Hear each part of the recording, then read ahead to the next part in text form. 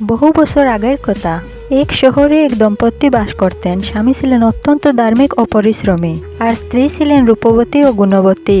তারা একে অপরকে খুব ভালোবাসতেন, কিন্তু শয়তানের প্ররোচনায় আর সময়ের বিবর্তনে স্ত্রীর মনে এক অন্যরকম মোহ তৈরি হলো।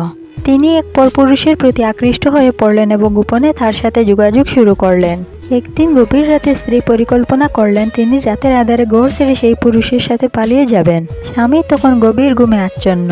স্ত্রী অতি সাবধানে বিছানা ছাড়লেন, কিছু গয়না ও প্রয়োজনীয় জিনিস গুছিয়ে নিলেন। দরজার কাছে পৌঁছতেই তার মনে হলো যাওয়ার আগে একবার শেষবারের মতো স্বামীর মুখটা দেখে যান। তিনি যখন ফিরে তাকালেন, দেখলেন স্বামী তখন জায়নামাজে বসে অজরে কাঁদছেন এবং আল্লাহর কাছে মুনাজাত করছেন। স্ত্রী থমকে দাঁড়ালেন।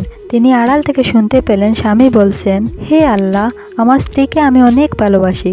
সে আমার ঘরের আমানত। আমি হয়তো মানুষ হিসাবে ত্রুটিপূর্ণ, হয়তো তার সব চাওয়া পূর্ণ করতে পারিনি, কিন্তু তুমি তাকে হিদায়ত দাও, তাকে শয়তানের কুমন্ত্রণা থেকে রক্ষা করো। আমার অজান্তে সে যদি কোনো ভুল পথে পা বাড়াতে চায়, তবে তুমি তাকে ফিরিয়ে আনো এবং আমাকে ক্ষমা করে দাও। স্ত্রীর পায়ের নিচ থেকে যেন মাটি সরে গেল। তিনি বুঝতে পারলেন তিনি যার সাথে প্রতারণা করতে যাচ্ছিলেন সেই মানুষটি তার জন্য আল্লাহর দরবারে চোখের পানি ফেলছেন। তিনি নিজের ভুল বুঝতে পেরে দরজার কাছে লুটিয়ে পড়লেন। স্বামী মুনাজাত শেষ করে স্ত্রীকে মেঝেতে পড়তে দেখে দ্রুত এগিয়ে গেলেন। তিনি কিছুই জানতেন না, শুধু দেখলেন স্ত্রী কাঁদছেন। তিনি পরম মমতা স্ত্রীর মাথায় হাত রেখে জিজ্ঞেস করলেন, কি হয়েছে, তুমি এখানে কেন? স্ত্রী ডুকরে কেঁদে উঠে বললেন, আমি আপনার সাথে বিশ্বাসঘাতকতা করতে চেয়েছিলাম, কিন্তু আল্লাহর রহমত আমাকে বাঁচিয়ে নিয়েছে। আপনি কি আমাকে ক্ষমা করবেন? স্বামী শান্ত গলায় বললেন, আমি অনেক আগে থেকেই বুঝতে পারছিলাম তোমার মন ছটফট করছে, তাই আমি মানুষের কাছে বিচার না চেয়ে আর তোমার সাথে খারাপ ব্যবহার না করে সরাসরি মালিকের কাছে বিচার দিয়েছি।